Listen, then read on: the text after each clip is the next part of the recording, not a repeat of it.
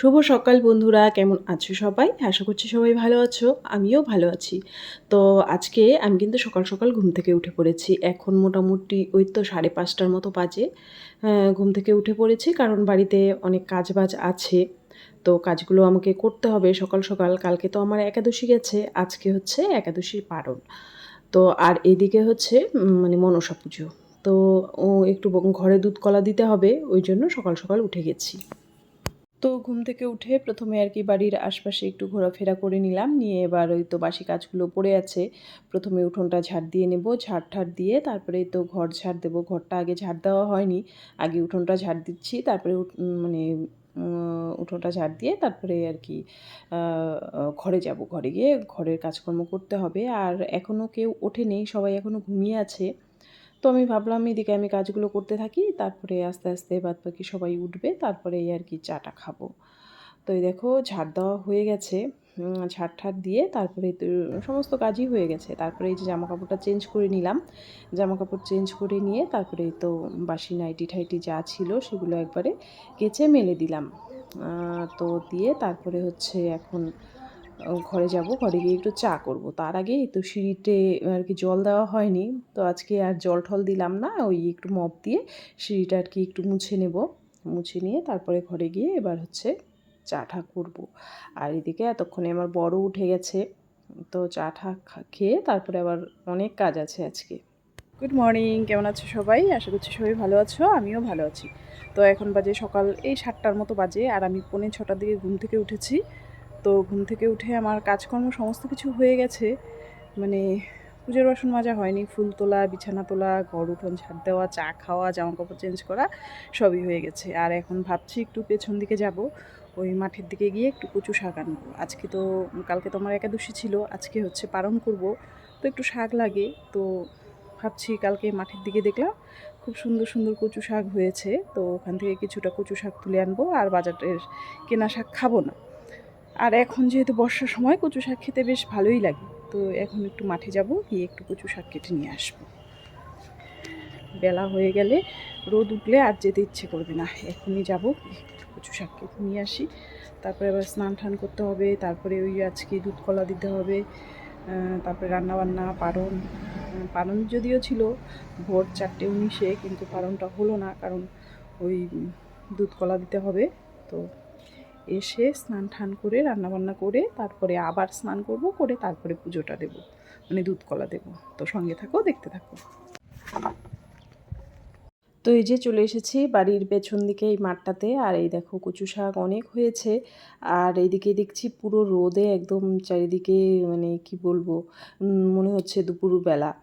তো শাক তুলে নিয়ে আসলাম, কচু শাক নিয়ে এসে তো আমি কচু শাকগুলো একবারে বাইরে থেকে কেটে নিয়ে যাচ্ছি, কারণ ঘরে নিয়ে গিয়ে কাটলে ওখানে আবার আর কি দাগ হয়ে যায়, মেঝেতে কচুর কষটা লেগে দাগ হয়ে যায়। ওই জন্য বাইরে থেকে একদম কচু শাকটা কেটে নিলাম, নিয়ে এবার আসলাম পুজোর বাসন মাজতে। পুজোর বাসনগুলো একবারে মেজে ঠেজে নিয়ে তারপরে একবারে আর কি ঘরে যাব। ওই যে রোজ দিনই বলি, একটু বেলা হলে এই জায়গাটা এতটা রোদ থাকে, তখন আর কি কাজ করতে ভালো লাগে না। আর এইদিকে দেখো আমার বর তো সকাল সকাল আমার মাথাটা গরম করে দিল, মানে ভীষণ, মানে মাথাটা গরম হয়ে গেছে।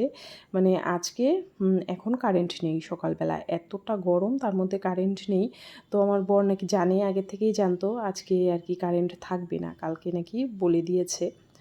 তো কি আর করার, মাথাটা তো গরম হয়ে গেছে। আমি জল তুলে রাখিনি, জল আমি সকালবেলা তুলি। তো আজকে কালকে জলটা তুলিনি, ওই জন্য শুনে মাথাটা গরম হয়ে গেল, কি করে সারাটা দিন কাটবে। আর এইদিকে দেখো ভাত বসিয়ে দিয়েছি, আর ওই পাশে কালকে আমার ছোট ননদ এসেছে, তো দিদি হচ্ছে ডাল বসিয়ে দিয়েছে। ডাল বসিয়ে দিয়ে ওই দিকে গেল, আর এইদিকে আমি আর কি সমস্ত কিছু একটু গুছিয়ে গাছিয়ে দিলাম। দিদি বলছে যে রান্নাটা আমিই করছি, তুমি ওইদিকে পুজোর কাজবাজ করো। তো বেশ ভালোই হলো। তো এদিকে দিদি রান্নাবান্না করছে, আর আমি এদিকে স্নান টান করে আর কি পুজোর কাজটা করব। তো কি বলবো, কারেন্ট নেই, প্রচুর আর কি মাথাটা গরম হয়ে গেছে। আর এইদিকে দিদি রান্না করছে, আমি ভিডিও করছিলাম। তো দিদি বলছে যে তুমি রান্নাবান্না দেখাও, আমাকে দেখাতে হবে না। তো তবু আর কি একটু দেখালাম, এই যে দিদি রান্নাবান্না করছে। আর এইদিকে রান্নাবান্না হয়ে গেছে, এটা অনেকটা সময় পরে। এখানে করেছে ভাত, আর এখানে ওই তো ডাল, ডালের মধ্যে দিয়েছে সজনে ডাঁটা, পেঁপে, এইসব দিয়ে ডাল করেছে। এই যে ডালটা আমি একটু নেড়ে চেড়ে দেখালাম। এখানে সব রকম ডাল দিয়েছে, অড়হরের ডাল, তারপরে মুগ ডাল, মটর ডাল, অনেক ধরনের ডাল দিয়ে ডাল করেছে। আর এখানে সব সবজি দিয়ে করেছে সবজি। আর এই যে কচু শাকটা কেটে নিয়েছিলাম, সেই কচু শাকটা ছোলা দিয়ে করেছে। আর এখানে করেছে উচ্ছে ভাজা। তো এই হচ্ছে আজকের আর কি আয়োজন। তো তারপরে এই দেখো রাত্রিবেলায় চলে এসেছি, শরীরটা খুবই ক্লান্ত, কারণ আগের দিন একাদশী গেছে, পরের দিন আবার সারাদিনই মোটামুটি উপোস। আর এই যে এর কয়েকটা রুটি করে নিলাম, আর এই যে আম কলা কেটে রেখেছি, আর দুপুরে সবজি টবজি আছে, সেটা দিয়েই হয়ে যাবে। আর এইদিকে দিদি আবার আমার ছেলের জন্য একটু আলু ভাজা বসিয়েছে। দিদি কেটে আলু ভাজাটা বসিয়ে দিল, কারণ বলল যে ও তো এই সব সবজি টবজি দিয়ে খেতে চায় না। তো ওই জন্য বললো আমি একটু ওর জন্য আলু ভাজা করি। তো এইদিকে দিদি আলু ভাজাটাও করছে। তো আলু ভাজাটা হয়ে গেলে তারপরে আর কি সবাই মিলে খাওয়া দাওয়াটা করে নেব। খাওয়া দাওয়া করে তাড়াতাড়ি ঘুমিয়ে পড়বো। তো তারপরে তো সেই দিন আর ভিডিওটা কমপ্লিট করতে পারিনি। এটা হচ্ছে পরের দিন। এই যে আমার মা আর দিদি এসেছে। তো আমার শাশুড়ি মার ঘরে বসে এই যে সবাই মিলে গল্প করছে। তো মা দিদি আসার কথা ছিল না, হঠাৎ করেই এসেছে, ওই জন্য আর ভিডিওটা এডিটও করতে পারিনি, দিতেও পারিনি। করলে করতে পারতাম, কিন্তু চাইছিলাম যে একটু ওদের সঙ্গে একটু সময় কাটাতে চেয়েছিলাম, ওই জন্য আর ভিডিও এডিট করিনি। তারপরে এটা হচ্ছে পরের দিন সকালবেলা, ওরা তো থাকবেই না, কিন্তু জোর করে রাতটা কোনো রকমে রেখেছিলাম। তো সকালবেলা উঠে যে চা করেছি, মাকেও চা দিয়েছি, আর আমিও একটু চা নিয়ে বসে পড়েছি। তারপরে এই যে কোনো রকমে একটু রান্নাবান্না করলাম, ওরা খেয়ে দিয়ে এই যে রেডি হয়ে এখন হচ্ছে বেরিয়ে যাবে। তো অনেক থাকতে বললাম, কিন্তু কিছুতেই থাকবে না। তো কী আর করার, কালকেই চলে যেত। ওই তো জোর জবরদস্তি করে রাতটুকু রেখেছিলাম। তো সকালবেলাই বলছিল যে চা টা খেয়ে চলে যাবে, কিন্তু ওই তো মানে জোর করে আটকে রেখেছিলাম। এই তো মোটামুটি 11টার মতো বাজে সকাল এখন। তো ওই একটু ডাল ভাত রান্না করলাম, করে তারপরে এই যে খেয়ে দিয়ে একটু করে খেয়ে দিয়ে তারপরে এই যে বেরিয়ে যাচ্ছে। তো এই যে মার তো হাঁটা চলা করতে একটু অসুবিধা হয়, মানে সময় লাগে। তো এই জন্যই দেখো আমি ধরে ধরে একটু রাস্তা পর্যন্ত এগিয়ে দিচ্ছি। কী আর করব, অসুস্থ মানুষ, আসতে চায় না, আসলেও আর কি থাকতে চায় না সেইভাবে, নিজের বাড়িতেই থাকবে। তবুও আর কি কারো বাড়ি গিয়ে থাকতে চায় না নিজের বাড়ি ঘর ছেড়ে।